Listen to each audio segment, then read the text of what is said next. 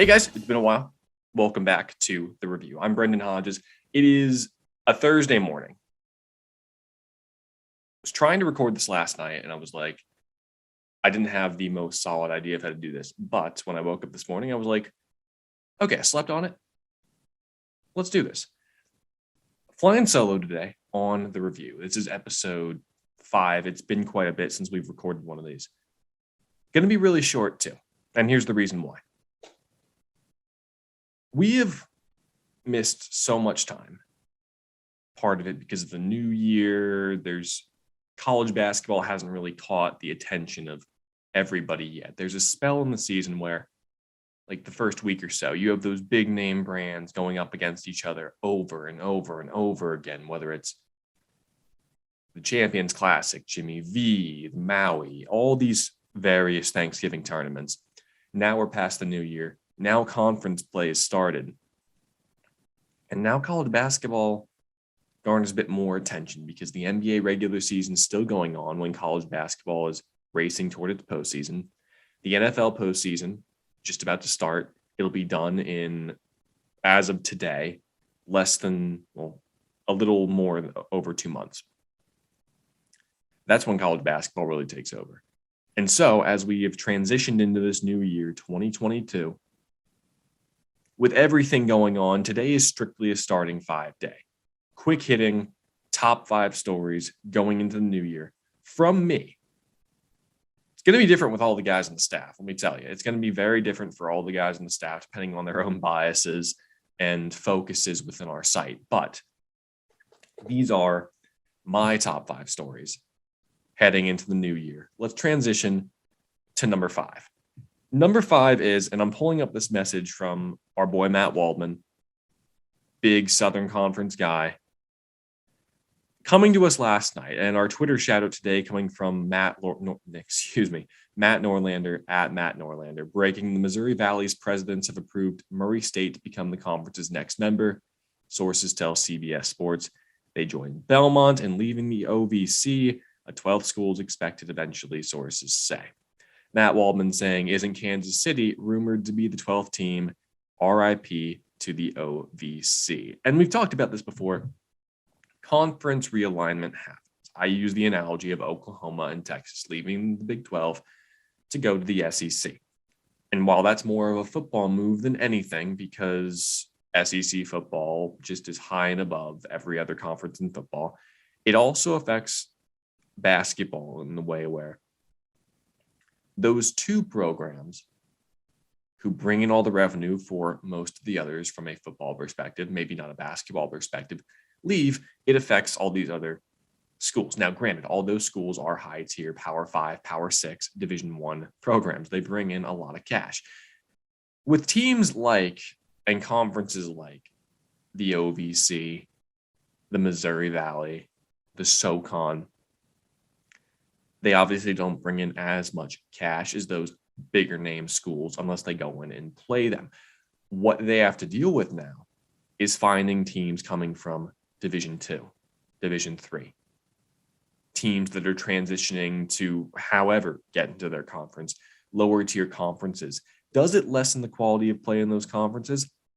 I can't say for sure, but it shows that other teams are trying to move up in the world to have a better chance to make the tournament. And will that affect their performance in the long run and the performance of these smaller conferences? How we feel about them? I'm worried about that because college basketball is some of the best parity of any college sport. Sure, you'll have the big dogs still at the end of the dance, right?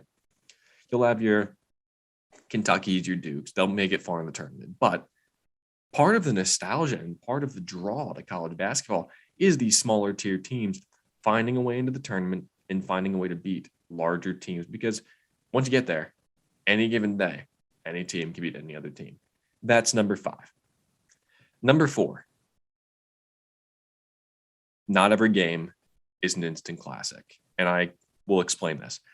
I work in Syracuse. I work at a news station in Syracuse.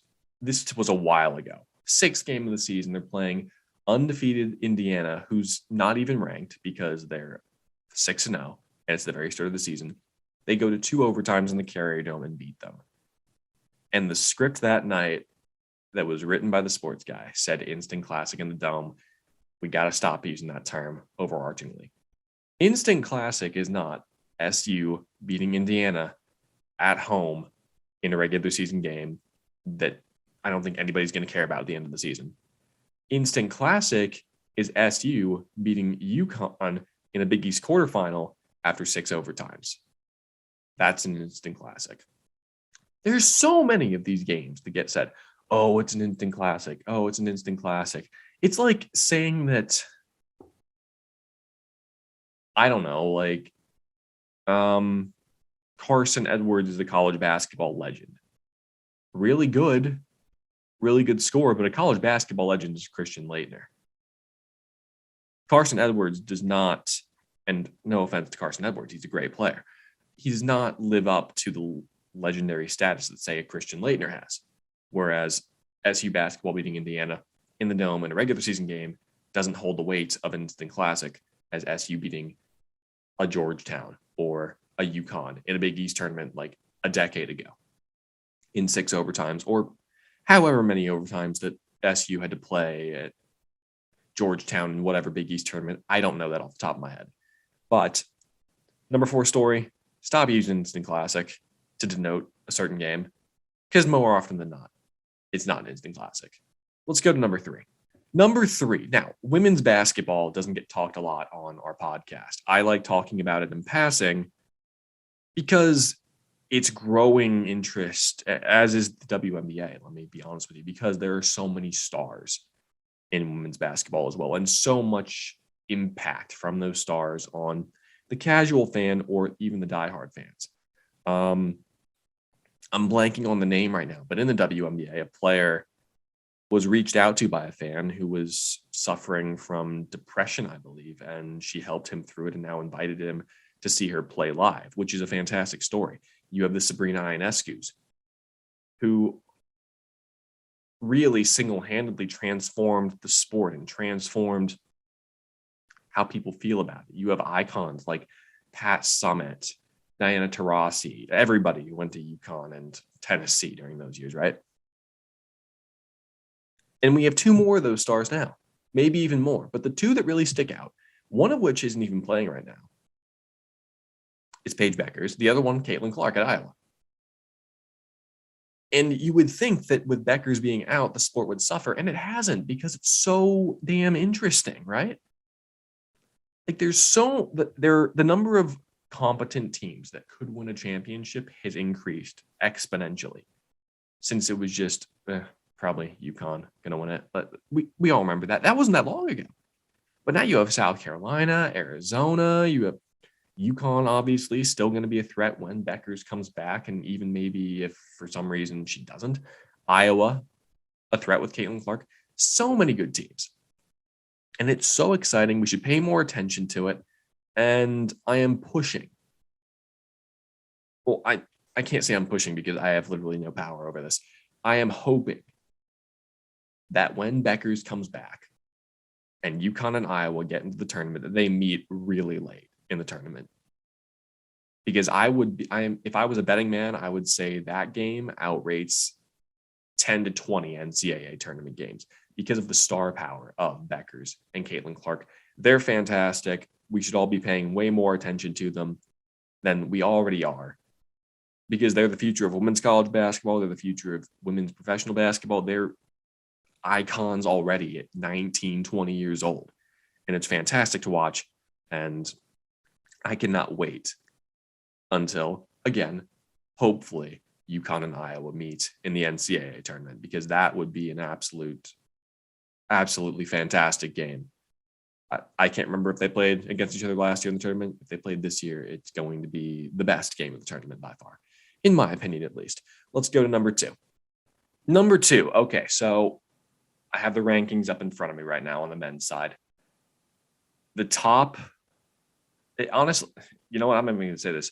With the way that number 1 teams have been losing or have lost over the past month or so, are we really sure that there is a consensus number 1 team? I get it. Baylor's undefeated, 13-0. Congrats to them, defending national champions, looking to be on their way to another great tournament run. But Duke's pretty good. Purdue's pretty good. Gonzaga's pretty good. UCLA is 5, and granted, they've only played 9 games. Kansas, USC, Arizona, Auburn, they're all up there. Michigan State after a slow start up there as well. Are we sure that we know everything about these teams? And what are we going to find out over the course of the next 3 months until the tournament ends? What are we going to find out about them, their players, their coaches, how they fare against each other?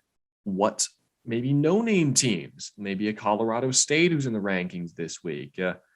But there aren't really many others besides them that stick out in terms of like second-tier teams that are kind of stepping up to be in that conversation, What will we learn about those teams going into the postseason, going into their conference season and beyond? How many of them will still be around? I mean, Kentucky, Tennessee are back-to-back in the rankings this week. It's like, I don't even know, right? Do we ever really know who's good versus great in college basketball? That's number 2. Now, to number 1. Number 1, it's the story that is taking over yet again. And I'm flashing back to spring 2020 when I'm sitting in college in Minnesota and watching the Big East tournament get stopped because of COVID for the first time. And the surge that's happening nationwide now, although this new variant is mild and it doesn't necessarily cause an emphatic amount of symptoms that are too terribly bad, especially for healthy individuals, I can't help but wonder if somehow, some way, we're going to be back where we were 2 years ago. I don't want it to happen. I don't think it will happen, but it's a possibility, and it's something that we'll be paying attention to as teams are forced to postpone games because of COVID outbreaks and schedule them and either reschedule them or have them as no contests. How will that affect the records of certain teams? Maybe nobody has an absurd number of losses and the committee has to decide, okay, well, who would have won this game that wasn't played in order to get into the tournament? What happens if a conference tournament at the end of the season is shut down due to COVID? Even like last year, when Duke looked poised to kind of maybe push their way into the tournament by beating a couple ACC teams and winning it and getting the automatic bid from the ACC, it was like they got stopped because of COVID. And it ruined the chances of not just them, but another team to make the tournament as well. I believe it was Louisville. It's beyond me. I get that. It is a worldly issue versus a personal issue. But it's an issue nonetheless. And I don't want to see a team like Baylor, for instance. Last year, they had that COVID outbreak and they lost a game. We were like, uh-oh, are they really the best team in the nation? Now, they ended up winning the national championship. But you don't want to see a top team like that have to be put on pause or miss a tournament outright because of a COVID outbreak. Because with the way it's scheduled out and how venues work, you can't just postpone a tournament game and play it another day. You have to play it that day or the team who has the outbreak has to go. And I don't want to see that. And those are our top 5 stories heading into the new year. My top 5 stories heading into the new year. Appreciate you joining me for this brief edition of the review. We'll be back on a relatively week-to-week basis soon, now that the season's ramping up, not wrapping up. But you'll have me. I'm sure Matt Majinski will stop by. I'm sure plenty of other guys will stop by as well. But if you want more content from CBB Review, you can go to the website, cbbreview.com. We do 3 takeaways from some of the bigger games that happen over the course of the week. Among other things as well, you can check out Matt's Madness. I was hosting that a couple of weeks ago. It was fun. Matt, very bad at debating, but it works. He's a great guy to debate against. And we ask a lot of very interesting questions when it comes to the college basketball season and what we think is going to happen with it. You can also check out more episodes of this podcast on Spotify, Anchor, Apple Podcasts. We love doing them. We're going to keep doing them. That's what we do. Or really just hit us up on social media, Twitter, Instagram, @CBB Review. We love your comments. we push a lot of stuff out on social media, and some of you guys have been very responsive, saying this is great, I love it.